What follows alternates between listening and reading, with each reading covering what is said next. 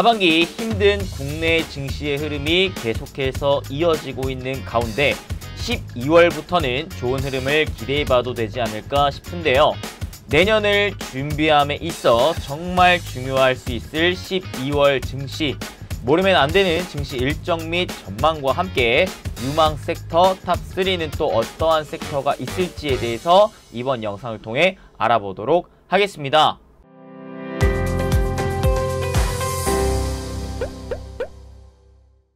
행부 반갑습니다. 부자팀 행부 파트너 이수빈 대표입니다. 자, 오늘 또 이렇게 또 금요일 또 한 주를 마무리하는 장세가 되었습니다.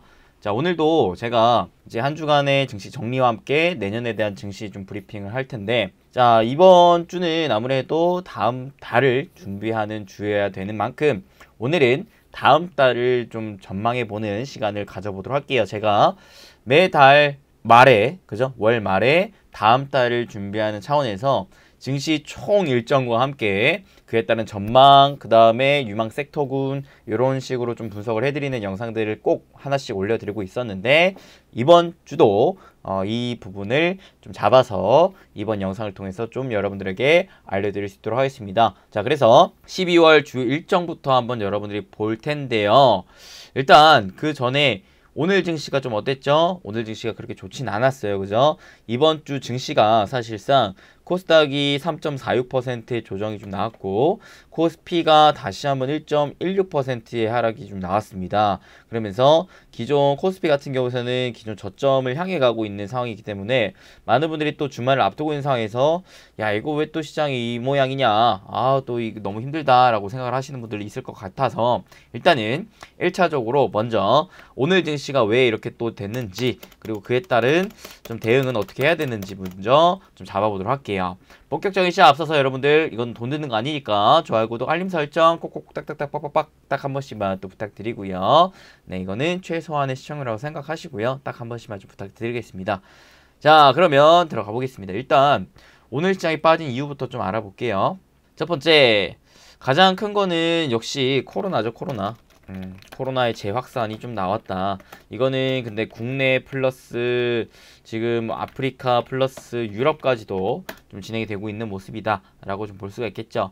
첫 번째, 일단 우리나라 먼저 보시면, 우리나라 최근 이제 국내 확진자 증가 수가 4,000명대를 돌파한 이후로 최근 기준으로 이제 3일 연속 4,000명대 정도의 흐름이 이어지다 보니까, 야, 이거 위드 코로나 하고 나서부터 너무 이 확진자가 늘어난다. 그죠?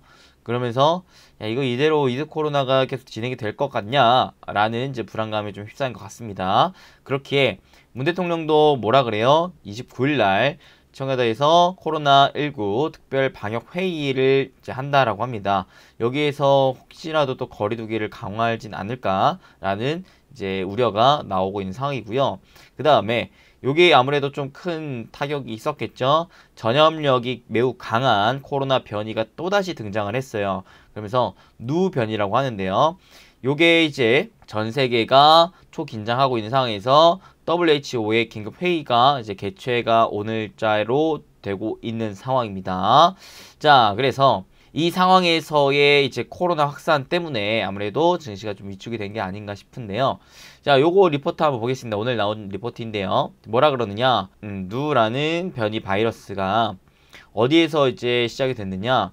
남아공과 보츠와나 등에서 발견됐다라고 합니다. 변이 바이러스죠. 그래서 새로운 코로나 변이 바이러스가 발견이 되면서 이에 따른 경계심이 좀 높아지고 있는 상황이다라고 보시면 될 것 같습니다. 예상보다 빠른 속도로 남아프리카 지역에서 확산이 되고 있다라는데요. 현재까지 영국에서는 사실 이 변이 바이러스에 감염된 사람이 발견되진 않았어요. 하지만 과거 델타 바이러스 때도 그랬다시피 그때도 그렇게까지 막 크게 막 걱정했던 흐름이 아니었었다가 갑작스럽게 빠른 또 확산으로 인해서 다시 팬데믹이 또 이어졌었던 흐름이 있었기 때문에 경험상 이번에는 서둘러 미리부터 좀 차단에 나섰습니다. 영국 자체가. 그러면서 WHO 자체가 오늘 남아공에서 발견된 변이 바이러스를 논의하기 위한 긴급 회동할 예정이라고 하고요. 여기에서 이제 관심 또는 우려, 어떠한 방향으로 분류를 할지에 대한 결정을 할 것이기 때문에 어떠한 결정을 하느냐가 시장에는 조금 영향을 줄 것 같다라고 말씀드릴 수가 있겠습니다. 그래서 최근 바이러스 확산 우려가 높아지고 있는 유럽이라고 볼 수가 있겠죠. 자, 근데 여러분들 제가 과거에 11월 증시 전망에 대한 영상을 좀 찍어드릴 때 얘기했던 거 혹시 기억나시나요?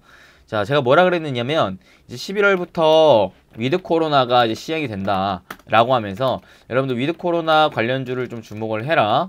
대신 하나는 꼭 주의를 해야 된다. 국내 코로나 확진자 추이를 꼭 봐야 된다. 그래서 요게 혹시라도 증가한다면 관련주는 아무래도 좀 주춤할 것이다. 위축. 그렇기 때문에 비중을 줄여야 되는 것이고, 반대로 계속해서 확진자가 오히려 감소한다면 관련주는 오히려 강세를 보일 것이다. 비중 확대를 해도 된다. 라는 것으로 좀 얘기를 했었습니다. 그러면서 이때 얘기를 했던 게 이제 위드 코로나를 좀 우선적으로 시행했었던 영국의 사례를 바탕으로 우리가 한번 분석을 해보자 라고 얘기를 했었죠. 이때도 위드 코로나를 시행을 할 것이다 라는 식으로 이제 발표를 했을 때 당시에 단기적으로 위드 코로나 관련주의 강세 흐름이 보여줬었던 것 뿐만 아니라 증시 자체가 굉장히 또 반등세가 강했었어요. 다만 이후로 어떻게 됐다? 이후로 이제 코로나 확진자가 다시 증가함에 따라 어떻게 됐느냐? 증시가 단기적으로 위축이 됐었고, 그 다음에 관련주도 위축이 됐었다라는 것을 얘기를 드렸었죠. 그죠? 그래서 실질적으로 지금 이제 해외의 증시 차트를 여러분들 좀 보시면 어떤 흐름을 보였었냐면, 자, 유럽 증시 한번 볼게요. 유럽 증시 기준으로 봤을 때 이런 움직임을 보여줬다라는 겁니다. 일봉으로 봤을 때 여기에서 한번 위드 코로나 관련 기대감으로 올랐다가 확진자가 증가함에 따라 위축이 됐었고, 다시 한번 그 흐름이 지나가고 나니까 강한 움직임을 보여줬다라는 겁니다. 그런 다음에 최근에 다시금 뭐예요? 누 바이러스 확산으로 인한 좀 증시에 위축이 좀 나오고 있다라고 볼 수가 있겠죠. 자, 독일 증시 또 보시면 비슷한 흐름을 좀 보여주고 있고요. 그죠? 그래서 여러분들이 이런 유럽 증시의 흐름과 좀 비슷하게 보자면 어떠한 관점으로 봐야 되느냐? 자, 지금 국내 증시 흐름도 역시 마찬가지. 자, 코스닥 기준으로 볼게요. 위드 코로나를 한다라고 해가지고 11월 장세가 그래도 괜찮았습니다. 하락했던 증시가 다시 한번 상승세를 좀 타줬죠. 그런 다음에 이제 코로나 확산세로 인해서 증시가 잠깐 또 위축이 된 상황이다라고 볼 수가 있겠죠. 근데 이런 상황으로 인해서 증시가 그러면 다시 요 밑으로 깨질 것이느냐라는 것은 아직 좀 두고 봐야 된다. 제한적일 가능성이 높다라고 볼 수가 있겠습니다. 자, 그래서 제가 봤을 때는 단기적으로 봤을 때 만약에 혹여라도 증시가 밀린다면은 뭐 970포인트 정도 수준까지는 좀 밀릴 수는 있겠지만 다시 한번 좀 올라올 수 있을 만한 흐름이 연출되지 않을까라는 생각이 좀 들어요. 근데 이거를 생각할 때 결국에는 중요한 게 뭐냐면 이 WHO에서 어떠한 식으로 분류를 할 거냐라는 거예요. 그냥 지금 누라는 바이러스가 있으니까 여러분들 관심을 가지셔야 돼요. 관심을 가지셔야 됩니다. 이거 그래도 무시는 하면 안 될 것 같아요. 관심을 하면서 우리가 조금씩 좀 주의를 합시다 라는 식으로 얘기를 한다면 그렇게까지 시장이 위협이 되진 않을 거지만, 만약에 얘가 우려로 분류를 한다면 이게 또 생각보다 코로나 바이러스가 확산이 더 되는 게 아닌가 라는 우려감이 시장에 단기적인 좀 위축 현상이 나올 수가 있겠다라고 우리가 생각해 볼 수가 있는 것이죠. 그래서 자, 여기 이제 확산을 막기 위해 봉쇄 정책이 단기적으로라도 시행될 가능성이 있기 때문에 그런 거예요. 단기적으로라도 이게 봉쇄 정책이 나온다고 했을 때는 결국 우리나라 경제에 직접적으로 연관을 미치는 게 미국과 그다음에 유럽, 그다음에 중국인데, 얘네가 혹시라도 요 누 바이러스 때문에 봉쇄 정책을 한다면 그에 따라 우리 증시도 좀 타격을 받을 수가 있겠다. 아니면 동남아도 봐야 됩니다. 동남아는 왜 봐야 되냐면 동남아의 확산세가 중요한 게, 자, 얘네 이게 뭐가 몰려 있어요? 공장이 몰려 있죠. 공장. 즉 생산 공장이 많이 몰려 있기 때문에 최근에 또 우리의 반도체, 자동차 이런 애들이 안 좋았었던 게 뭐였어요? 동남아 위주의 확산세가 좀 나왔다 보니까 다시 한번 팬데믹으로 인해서 공장 가동이 잘 안 됐다 보니까 그 생산에 차질이 생겨서 어때요? 공급난이 걸려서 국내 반도체 자동차 업체들이 그렇게 좋은 움직임을 보여주지 못했었다라는 것이죠. 근데 점차 동남아 기준으로 봤을 때 백신 접종률이 좀 늘어나고 있는 상황에서 점차 다시 공장이 가동이 될 기대감으로 인해서 최근에 이제 반도체와 자동차 그래도 그나마 좀 이제 바닥을 좀 다져주고 있는 움직임들이 좀 나와주고 있었는데 얘가 혹여라도 동남아가 다시 한번 누 때문에 봉쇄 정책이 나온다라고 봤을 때는 좀 다시 요 조정세가 길어질 수가 있겠다라는 생각을 하시면 될 것 같습니다. 오케이. 그래서 지금 당장의 반도체와 자동차 같은 경우에는 아무래도 수출에 직접적으로 좀 영향을 미치는 섹터이고, 그 다음에 동남아의 경우 이 공급난의 우려에 좀 속해 있는 섹터인 만큼 지금 당장 투자하기에는 살짝 좀 리스크는 있겠다 라고 볼 수가 있겠죠. 좀 시간이 걸릴 수는 있을 것 같다 라는 생각을 할 수가 있을 것 같아요. 이제 중소형주, 소부장 이런 애들은 뭐 그렇게까지 큰 타격이 받진 않겠지만 아무래도 대형주, 삼성전자라든지 하이닉스, 현대차, 기아차 이런 이제 대형주들은 조금 요런 확산세에 대한 움직임을 계속해서 여러분들이 좀 지켜볼 필요가 있겠다. 공급난이 해소가 되어야 된다라는 거 생각을 하셔야 될 것 같아요. 그래서 저는 개인적으로 요 누라는 바이러스의 확산으로 인해서 일단 다시금 코스피보다는 개인적으로는 코스닥 쪽으로 계속해서 좀 주목을 해보는 게 좋지 않을까라는 생각을 갖고 있는데요. 자, 그래서 정리를 좀 하자면 지금 국내 증시는 어떤 움직임을 좀 기다려야 되느냐. 일단 WHO에서 누를 위험 수준으로 인식을 하느냐를 봐야 되고, 플러스 이제 청와대에서 정부가 거리두기 격상에 대한 움직임을 보여줄 것이냐가 이제 중요합니다. 요게 없다면 다시금 좀 증시는 반등할 가능성 매우 높고요. 그 다음에 혹시라도 이런 게 이제 나온다면 증시는 단기적으로 좀 위축이 될 가능성이 높다. 근데 단기적으로 위축이 될 것 같지 이게 뭐 추세 큰 하락으로 이끌어낼 것 같지는 좀 않다라고 좀 볼 수가 있을 것 같습니다. 아무래도 전 세계적으로 여전히 백신 접종률을 좀 늘리고 있고, 그 다음에 코로나 확진 움직임에 따라서 사실상 완전 경제 봉쇄령으로 이어지기에는 좀 어렵다. 이미 우리는 코로나에 대한 자체 심리적인 백신을 이미 맞은 상태이기 때문에 이에 따른 위협적인 수단은 그렇게 좀 크진 않을 것 같다라는 생각을 좀 가지면 되겠죠. 근데 그건 있어요. 아무래도 여기에 따른 이제 위드 코로나 관련주라든지 vs 이제 코로나 관련주, 이게 이제 줄다리기가 나올 것인데, 그래서 오늘만 보더라도 코로나 관련주가 좀 다시 한번 반등세가 강했죠. 대표적으로 뭐 랩지노믹스라든지 시젠, 신풍제약 이런 애들이 좀 반등세가 강했다라는 겁니다. 왜 그랬을까요? 아무래도 이 코로나에 대한 위협 움직임들이 좀 나와줬기 때문에 코로나 관련주가 단기적으로 올라온 거죠. 그래서 뭐 YBM넷 이런, 그 다음에 알서포트 이런 이제 뭐예요? 거리두기 격상에 따른 수혜주들도 좀 반등세가 나왔다라는 것인데, 요게 혹시라도 없다면 이런 애들은 다시금 무너지겠죠. 다시금 무너질 거고, 그 다음에 오히려 위드 코로나 관련주가 다시금 좀 반등이 나올 가능성이 높습니다. 반대로 이런 게 혹시라도 이런 우려감들이 실질적으로 좀 현실이 된다면 위드 코로나 관련주는 다시 좀 조정을 받을 것이고, 반대로 코로나 관련주가 반등세가 좀 강하게 나올 것이다 라는 것은 좀 체크를 하면서 매매를 하시면 될 것 같습니다. 그래서 1차적으로는 정부의 거리두기 격상 움직임은 국내 코로나 증가율을 봐야 되기 때문에 요것은 여러분들이 매일마다 좀 체크를 해보시면 좋을 것 같고요. 그 다음에 WHO에서 어떤 식으로 또 얘기를 할지는 계속해서 지켜봐야 될 문제이다 라고 체크를 하시면 될 것 같습니다. 자, 그 다음에 이제 전체적인 일정을 한번 보겠습니다. 일정을 볼게요. 첫 번째 1일날, 이거는 12월 일정입니다. 12월 일정. 자, 1일날 연준의 베이지북의 발표가 나옵니다. 그 다음에 2일날은 또 뭐가 있느냐? 오펙 플러스 정례 회의가 있는데요. 자, 여기에서 중요한 건 뭐예요? 결국에는 국제 유가, 대한 방향성이 중요하다.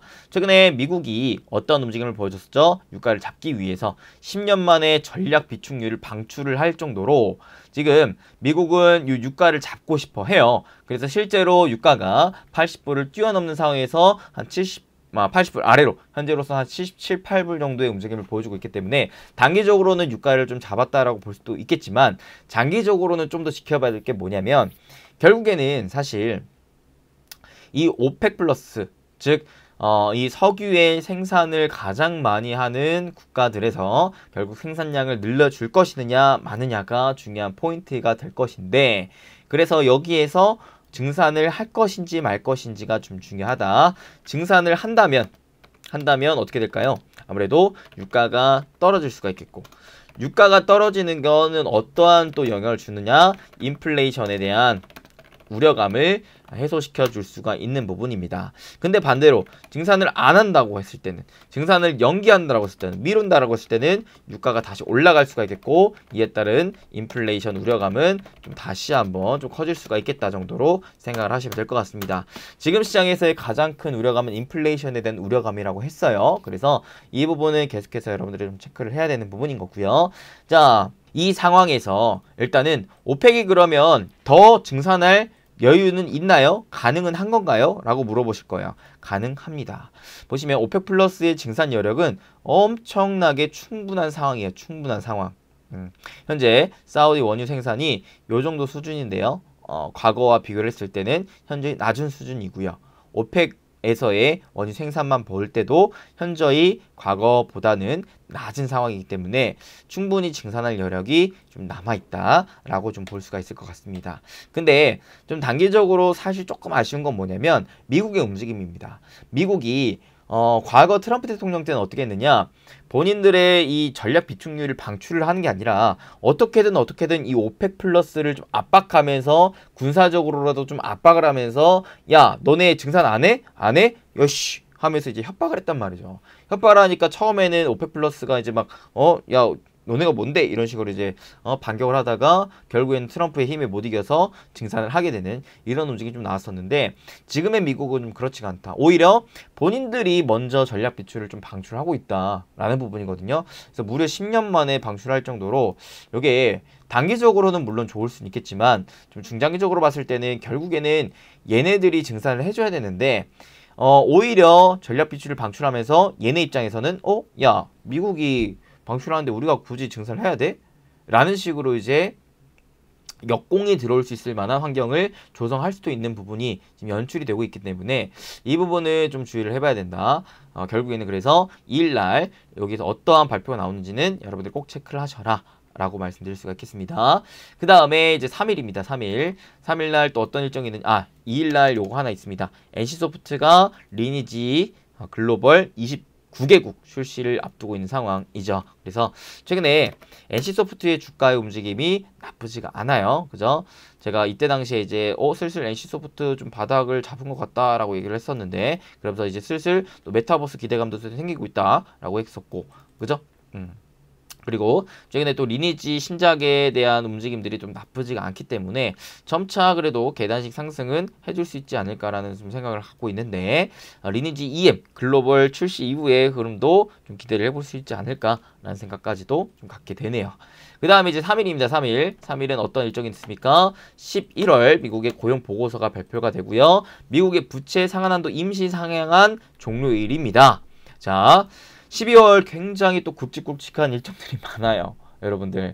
아니 왜 내가 이게 또 한 곱이 넘겼는데 왜 또 이렇게 새로운 것들이 나오느냐.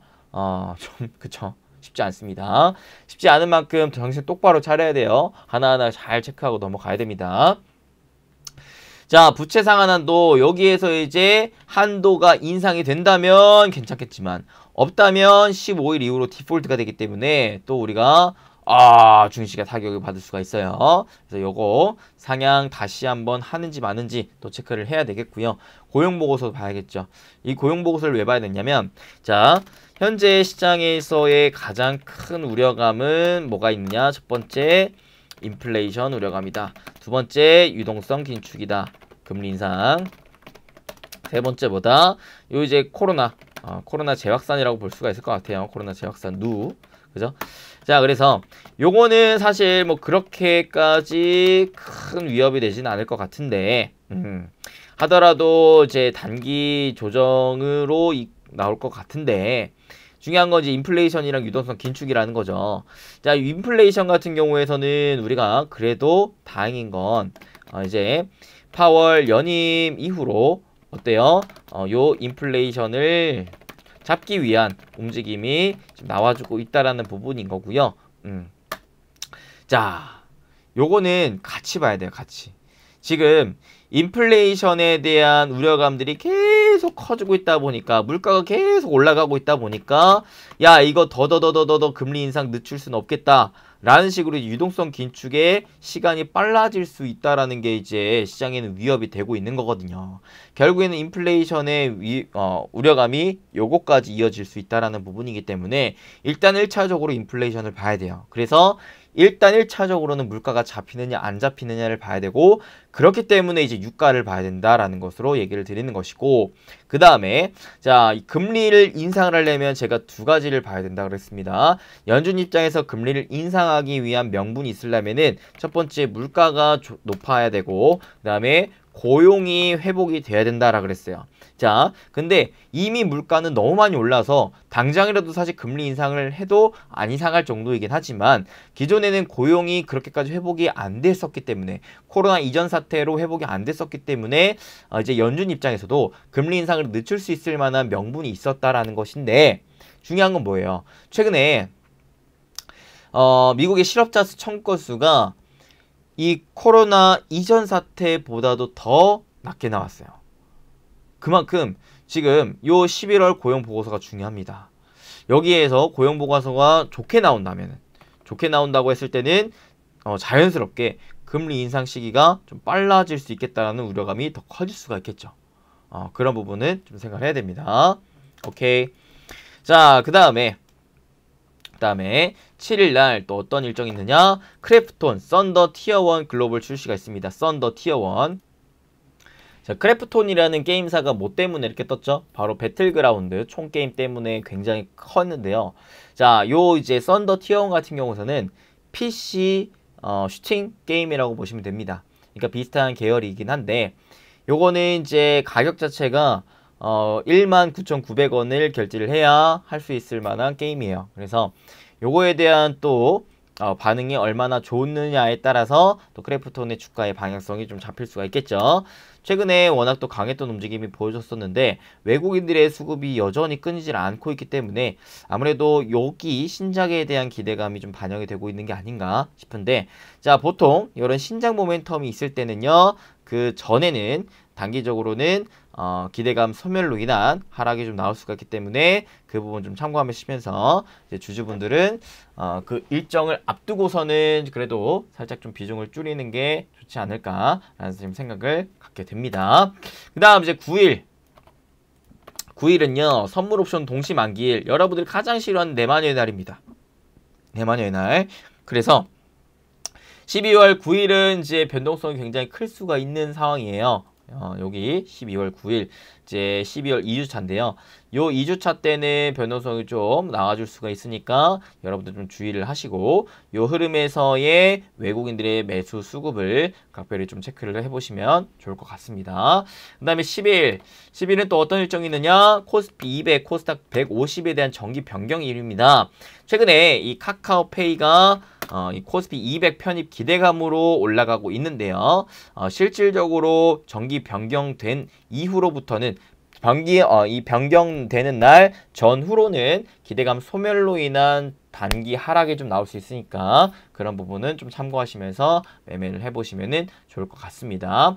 그 다음에 14일 날 NCT가 앨범 판매를 합니다. NCT는 SM의 또 주요 보이그룹이라고 볼 수가 있겠는데 앨범 판매가 되면은 어떻게 됩니까? 이제 그 앨범 판매에 대한 수익이 또 나올 수가 있기 때문에 또 기대감이 선반영되면서 주가의 상승 흐름을 그 전에 기대를 해볼 수가 있는 부분이기 때문에 SM 단기적으로는 슬슬 좀 기대를 해볼 만하지 않을까. 지금 최근에 또 기관들이 연일 매수를 해주는 모습이기 때문에 좀 긍정적이겠다. 그리고 단기적인 좀 추세를 그어봤을 때도 슬슬 어때요? 추세 하단 부근으로 좀 내려올 수 있을 만한 포지션이 나오고 있기 때문에 이 부분에서는 다시금 좀 매수할 수 있을 만한 구간, 다시 매도는 이 윗구간에서 매도할 수 있을 만한 구간, 이런 식으로 활용을 해보기에 좋지 않을까라는 생각을 좀 갖게 되네요.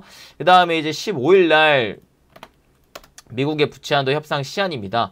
자, 여기에서 3일 날 부채 상한 한도 임시 상한안이 또다시 인상이 없으면 여기에서 이제 협상 딱 시한이 되는 기간이기 때문에 이 부분은 3일이랑 연관지어서 생각을 하시면 될 것 같고요. 그 다음에 16일이 굉장히 중요합니다. 16일 별표 3개. 자, 16일 첫 번째 ECB 통화정책 회의가 있습니다. 그 다음에 두 번째 BOE 통화정책 회의가 있습니다. 자, 결국에는 이제 유럽에서의 통화 정책, 통화 방향을 어떻게 잡느냐가 이제 16일 날 나오게 되는데요. 자, 유럽 같은 경우에는 최근에 어떤 움직임들을 보여줬느냐? 금리를 인상을 하기 위해서는 어떠한 조건을 걸었습니다. 우리가 금리를 인상을 하려면 이 조건들은 충족을 해야 돼. 첫 번째, 인플레이션 상승률이 예상했던 것보다 선제적으로 2%를 넘어야 된다. 그리고 이 현상이 일시적인 현상이 아니라 중기적인 현상으로 이어져야 된다라는 얘기를 좀 합니다. 자, 그래서 보시면 근원 인플레이션이라고 해가지고 이 근원 인플레이션이 2%가 중기적으로 유지가 될 것이다라는 조건을 걸었는데, 근원 인플레이션이 뭐냐면 소비자 물가지수를 바탕으로 통화 정책에 영향을 끼치는 요인을 따로 분리하고 난 뒤에 물가 상승률을 좀 의미를 합니다. 즉 곡물류 외에 농산품, 석유와 같은 기름 등이 여기에 좀 해당이 된다라고 볼 수가 있겠죠. 그러니까 결국에는 유가가 중요한 거예요. 유가가. 그래서 유가가 잡히면 금리 인상의 명분이 그래도 좀 사그라진다라는 겁니다. 금리 인상을 지금 전 세계가 주목을 하고 있고, 금리 인상이 되면은 증시가 좀 위축이 된다라는 생각을 하고 있기 때문에 이 부분이 빨라진다면 아무래도 증시는 좀 충격이 있었겠죠. 하지만 이 부분이 연기가 된다면 다시 한번 증시는 한숨을 돌릴 겁니다. 이 부분 계속해서 여러분 생각을 하셔야 돼요. 오케이? 자, 그래서 유럽이 최근에 보여주고 있는 움직임은 뭐냐? 현재 인플레이션이 당분간은 이어질 것으로 내다보고, 다만 긴축은 좀 시기상조다 라는 식의 좀 움직임이 나오고 있어요. 그리고 유럽은 최근에 또 뭐가 심상치 않느냐, 아까 봤었죠. 첫 번째로 코로나 확산세가 또 심상치가 않아요. 사망자도 좀 많아지고 있는 상황에서 여기에 혹여라도 누 변이 바이러스까지 나온다면은 또 한바탕 뒤집어지지 않겠냐라는 이제 우려감이 잡혀있는 영국의 상황인데, 자, 여기에서 이제 각 나라마다 봉쇄 조치가 아직은 내려지지 않고 있다라는 거. 요게 그래도 우리가 좀 생각은 해내야겠죠. 왜? 코로나 확진자가 좀 증가를 하는데 봉쇄令 안 내려지네. 여기에 대한 우려감이 시장에는 좀 작용할 수가 있겠다. 오케이? 이 부분 좀 생각을 하셔야겠습니다. 자, 그래서 제가 봤을 때는 일단은 이번에는 당장의 금리 인상을 할 것 같지는 않은데, 혹여라도 여기에서 뭐 오펙 플러스 회의라든지 아니면은 뭐였어요? 아까 뭐 고용보고서라든지 이런 부분에 대해서 야, 이거 금리를 인상을 해야 될 것 같은데에 대한 시그널이 나오면 이 회의를 앞두고서 증시는 좀 출렁일 수가 있겠다라는 거 생각을 하시면 될 것 같습니다. 근데 현재로서는 금리 인상을 하기에는 좀 가능성이 매우 낮다 라고 보시면 되겠죠. 그리고 이제 가장 중요한 거, 12월에 가장 중요한 거 미국의 FOMC 회의입니다. 미국 FOMC 회의. 아무래도 파월 연임이 확정된 이후로 첫 나오는 회의인 만큼 좀 중요해요. 여기에서 과연 금리 인상에 대한 발언이 나올 것인가, 움직임이 나올 것인가, 요게 이제 중요한 거죠. 오케이. 자, 그래서 지금 지난 FOMC에서 밝혔던 테이퍼링이 금리 인상의 신호는 아니다라는 입장을 보였던 게 이제 파월이었는데, 자, 최근에서는 어떠한 또 얘기를 하냐면 FOMC에서는, 연준에서는 슬슬 이거 금리 인상에 대한 준비가 좀 필요하겠는데? 라는 의원들이 좀 많아지고 있어요. 물론 지금 의장인 파월과 부의장인 브레이너드는 그래도 금리 인상을 좀 늦춰야 된다라는 움직임이긴 하고 분위기긴 하나, 그 밑단에 이제 대다수의 의원들이 이거야 금리 인상 좀 빨리 해야 되는 거 아니야? 라는 분위기가 지금 조성이 되고 있다라는 거죠. 자, 그래서 지금 최근에 또 이 개인 소비 지출 물가 지수가 큰 폭으로 상승을 한 바가 있기 때문에, 야, 물가가 계속해서 올라가니까 그러니까 의원들은 계속 물가가 올라가니까 빨리 금리 인상 해야 된다라는 식으로 이제 얘기가 나오고 있는 건데, 지금 결국에는 그래서 정말 중요한 게 파월이 이 물가를 어떻게 잡느냐가 중요한 거예요. 파월이 연임된 만큼 높은 물가를 어떻게 잡아내느냐, 요게 정말 중요합니다. 그래서 파월이 테이퍼링의 시작 결정이 금리 인상의 직접 신호는 아니다라는 식으로 얘기를 했지만, 물가 급등세가 이어진다면 금리를 인상을 해야 된다라는 게 지금 FOMC 회의에서 계속 나오고 있는 분위기이기 때문에 결국에는 이제 물가가 중요하다. 실제로 11월 FOMC 회의 이후에 발표된 미국의 소비자 물가 지표들이 연준의 목표치보다 거의 한 두세 배 수준이었다라는 거거든요. 그렇게 지금 물가가 굉장히 높게 나오는 상황이기 때문에 요게 안 잡히면은 지금 또 파월 입장에서도 어찌할 바가 좀 없다 라고 좀 생각을 하시면 될 것 같습니다. 그래서 이번 FOMC 12월 FOMC 회의에서는 테이퍼링 속도와 함께 내년의 금리 인상 시작 시점에 대한 논의가 좀 더 활발하게 나오지 않을까라는 생각을 좀 갖게 되는 것 같습니다. 오케이. 그래서 지금 현재 테이퍼링이 시작된 상황에서의 종료 예상 시점이 한 내년 6월로 잡혀 있는데, 이게 좀 더 빨리 해야 된다라는 의견이 있어가지고 빨라지면은 내년 3, 4월에도 종료가 될 것 같다라는 지금 의견이 있고요. 그리고 자산 매입 축소 완료 시점이 내년 2분기, 또 금리 인상은 내년 3분기를 좀 전망을 하고 있는데, 요 시기가 혹시라도 좀 더 앞당겨진다면 시장은 좀 충격이 있을 것 같다라는 생각을 좀 하고 있습니다. 그래서 결국에는 FOMC에서 금리 인상에 대한 발언 움직임이 나올 것이냐, 플러스 테이퍼링에 대한 속도에 대한 또 발언이 나올 것이냐가 중요합니다. 테이퍼링에 지금 내년 3월 전에 만약에 완료가 되어야 한다는 방향이 나온다면은 시장에 단기 이제 조정이 나올 수가 있는 것이고, 이보다 금리 인상이 지금 내년 3분기로 지금 어느 정도는 예정이 되어 있는데, 요게 앞당겨지는 방향이 나온다면은 요거는 시장에 단기 좀 충격이 있을 수 있어요. 조정은 단기 진짜 그야말로 조정인 거고, 충격은 좀 더 하락폭이 좀 클 수 있다라는 것으로 생각을 하셔야 될 것 같습니다. 그래서 요거에 대해서 얘기를 할 때는 결국에는 물가를 봐야 되고 고용 지표를 봐야 되는 부분이기 때문에, 그래서 이제 선제적으로 봐야 할 게 이 물가와 고용 지표다. 요게 잡혀야 이 테이퍼링 금리 인상의 시기를 늦출 수가 있다 라는 식으로 얘기를 할게요. 그래서 일단은 12월 초에는 여러분들 계속해서 물가와 고용지표에 대한 부분들을 좀 봐야 되고, 이게 낮게 나와야 돼요. 낮게 나와야 시장은 좀 안정을 찾을 겁니다.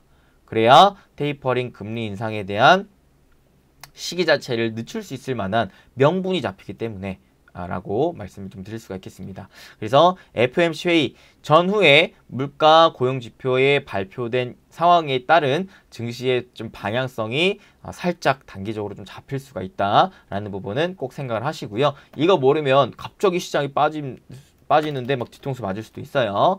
그러니까 그 시기에는 여러분들이 혹시라도 현금 비중이 많다면 12월 둘째 주, 셋째 주 요때 부분에서는 일정 현금을 어느 정도 좀 확보를 해놓고, 그 다음에 이제 셋째 주, 넷째 주부터 다시 또 현금을 쓰는 전략이 좀 나올 수도 있겠다라고 좀 얘기를 드리고 싶습니다. 그 다음에 17일 날은 이제 일본 통화정책 회의, 그 다음에 NCT 오프라인 콘서트가 또 시작이 됩니다. 3일간 시작이 돼요. 오케이. 그래서 아까 NCT가 앨범 발매한 이후로 오프라인 콘서트이기 때문에 콘서트를 하는 목적이 뭐겠습니까? 앨범 팔려고. 그죠? 그러니까 NCT로 인한 또 매출 상승 기대를 SM 좀 기대를 해볼 수가 있는 부분인 거고요. 그 다음에 싸이월드 관련주 갖고 계신 분들 많으시죠? 싸이월드 메타버스 버전 버전 베타 서비스가 시작이 되는 게 17일이기 때문에 웬만하면 관련주들은 이 전에 시세를 내고 끝낼 가능성이 높아요. 그러니까 관련주를 혹시라도 갖고 계신 분들은 이 전에 웬만하면 매도 정리를 하시는 게 좋을 것 같다. 얘기를 좀 드리고 싶고요. 18일 날 또 뭐가 있느냐?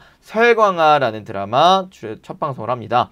정혜인과 지수가 주연이죠. 지수는 이제 블랙핑크 지수 씨예요. 그래서 여기에 이제 참여한 제작사 YG 그 다음에 J 콘텐츠가 있습니다. 그래서 YG J 콘텐츠에 관심 있으신 분들은 요 전에 한번 단기적인 시세가 나오면은 이제 분할 매도 해보는 게 좋을 것 같고요. 그 다음에 19일 날은 던전 앤 파이터 페스티벌이 진행이 됩니다. 그래서 워낙 넥슨에서 전 세계적으로 인기가 많은 게임 던파에 또 이제 페스티벌이 있는 만큼 넥슨 GT 흐름도 한번 기대를 해볼 수가 있지 않을까. 최근에 또 게임주 흐름들이 워낙 좋죠. 그 중에서도 넥슨 GT 지금 단기적인 이런 상승 추세 만들어주고 있기 때문에 얘가 좀 반등하는 흐름이 나오면은 이 페스티벌 전후로 해가지고 한번 단기적인 익절하고 나올 수 있지 않을까 싶고요. 그 다음에 22일 날은 JYP의 있지 걸그룹이 일본으로 정식 데뷔를 합니다. 그 다음에 24일은 JYP의 트와이스가 월드 투어 합니다. 3일간. 자, 그렇기 때문에 이제 JYP도 요 흐름에 맞춰서 좀 반등하는 흐름이 나오지 않을까라는 기대를 가질 수가 있겠죠. 주봉상 봤을 때 중계적인 추세가 이렇게 잡히네요. 그래서 요 라인대를 지지받고 반등하는 흐름이 나오면은 그럴 때 공략을 해서 요 윗구간 6만원, 여기 55,000원 위로는 매도를 하면 좋겠다라는 생각이 좀 듭니다. 요 단기적인 이슈를 통해서. 그 다음에 이제 연말을 앞두고 여러분들 배당 관심 있으신 분들은 요거 꼭 잊으시면 안 됩니다. 28일이 배당주 매수 시한이에요. 이때까지는 매수를 해줘야지 대주주 확정 시기랑 맞물리면서 배당을 받을 수가 있고요. 오케이. 그 다음에 이제 배당락이 29일 날 나옵니다. 그래서 나는 배당을 받고 싶어 하시는 분들은 웬만하면 28일까지는 매수를 해야 된다라는 거 꼭 체크 하시고요. 그 다음에 이제 연말, 벌써 연말이네. 시간 정말 빠르네요.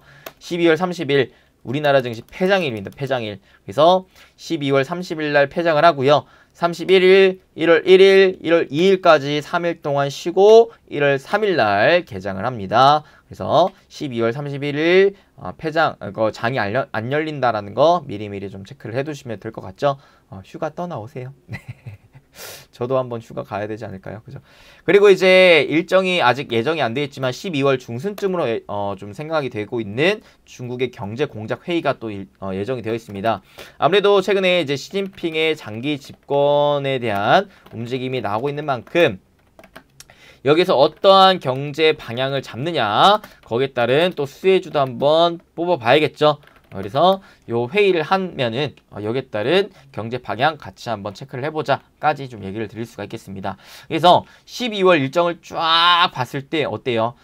초기에는 좀 조심할 필요가 있어 보입니다. 초기에 아무래도 유가, 베이지북, 고용보고서, 굵직굵직한 발표될 만한 물가와 고용에 대한 지표의 움직임의 흐름에 영향을 줄 만한 일정이 좀 있기 때문에 요거 체크를 하셔야 되고, 내만여의 날 전후로 해가지고 굉장히 시장의 변동성 좀 클 수가 있겠다.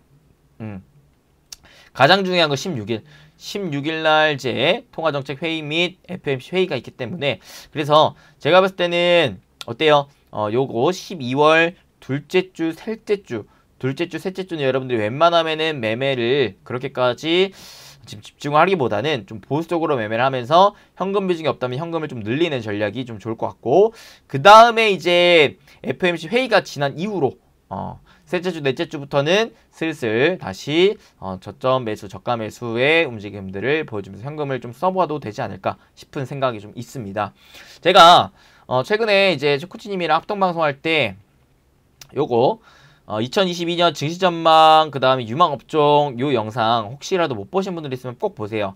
여기서 얘기 드렸던 게, 저는 결과론적으로 쫙 다 봤을 때 다음 달부터 해서 이 내년 상반기까지는 시장이 그래도 좀 좋을 것 같다라는 좀 얘기를 드렸거든요. 그래서 그에 따른 이유 근거와 부분들을 한번 이 영상 체크해 보시고, 그래서 제가 봤을 때는 그래도 이번 12월 초까지만 잘 버티고 견뎌내보면 그 그 이후로부터는 내년 상반기까지는 좀 좋아질 수 있지 않을까라는 생각을 좀 갖고 있습니다. 하지만 좋아지기까지는 우리가 계속해서 체크해야 될 굵직굵직한 이슈들이 좀 많아요. 아까도 얘기했다시피 현재로서는 증시에 꼭 봐야 될 몇 가지가 있죠. 세 가지. 인플레이션, 유동성 긴축, 코로나 재확산 이런 부분들이 있기 때문에 이런 부분들은 꼭 체크하고 넘어가보자 라고 말씀드릴 수가 있겠습니다.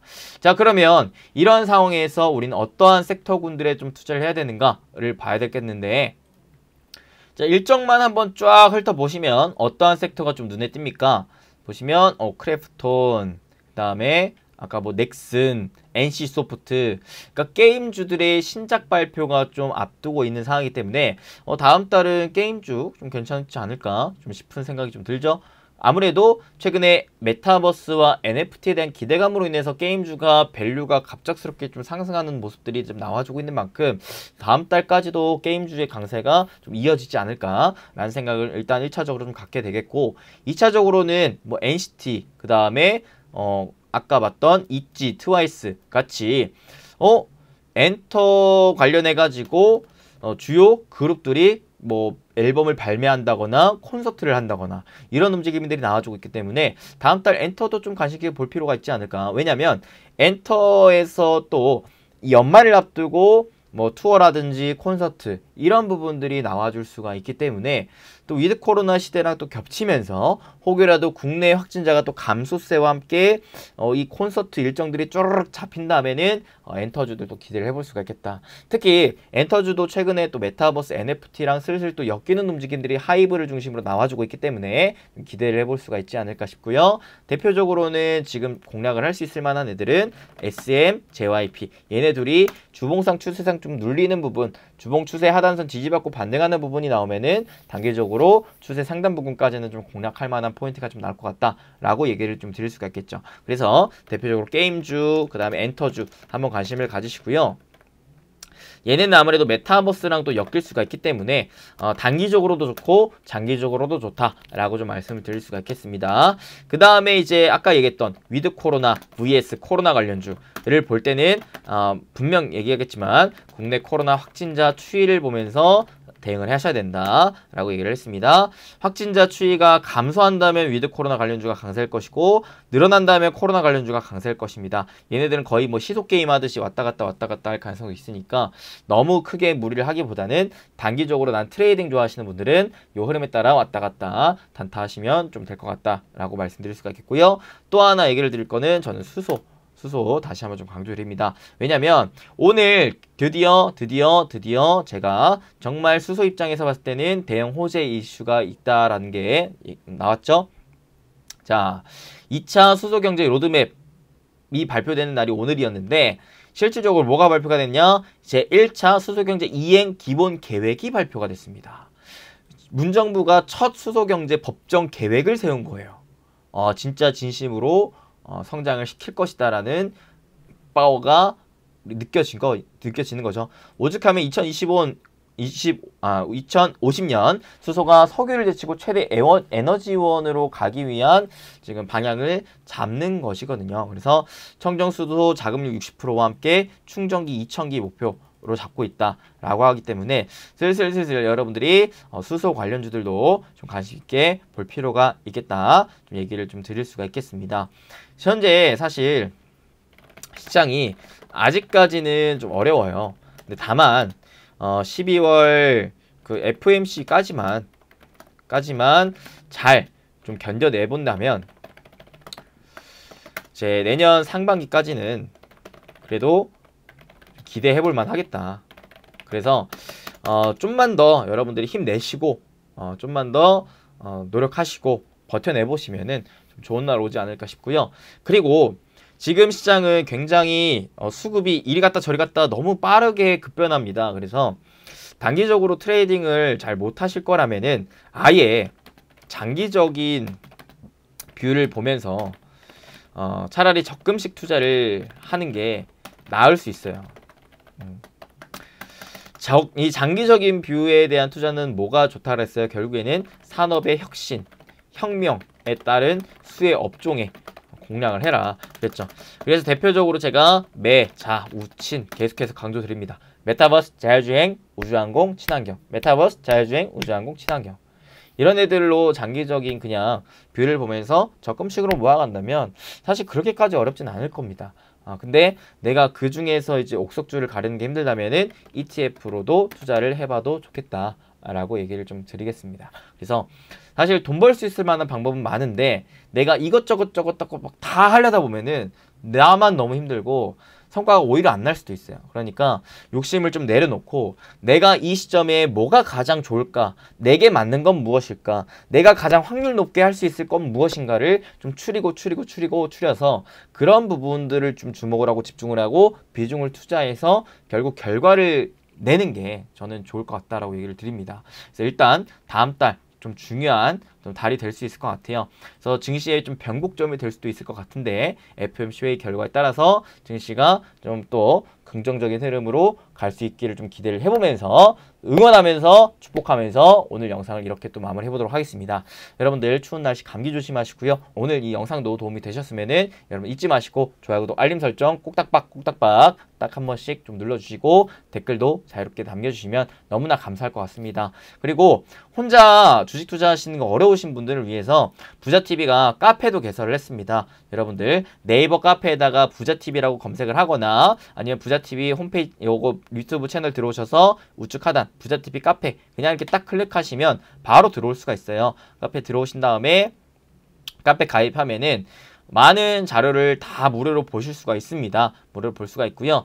특히나 또 몇몇의 스태프분들이 저희가 이렇게 강의해드린 영상을 또 일목요연하게 강의 자료로 만들어 드려가지고 여러분들 또 그걸 보면서 같이 또 복습할 수 있게끔 보다 더 잘 핵심적인 부분들을 좀 뽑아 낼 수 있도록 좀 도와드리고 있으니까 여러분 카페에도 가입하셔서 더 다양한 정보와 도움 받아가셨으면 좋겠습니다. 혼자 이겨내기 어렵기 때문에 함께 이겨내기 위한 소통 창구로 만든 것이니까요. 여러분 혼자 이겨내기 힘드신 분들은 카페도 한번 활용을 해보세요. 그러면 좋은 주말 보내시고요. 저는 또 다음에 더 좋은 정보와 영상으로 찾아뵐 수 있도록 하겠습니다. 여러분의 행복 파트너, 여러분의 쪽지게 강사 이수빈 대표였습니다. 끝까지 시청해주셔서 진심으로 감사드립니다. 뿅!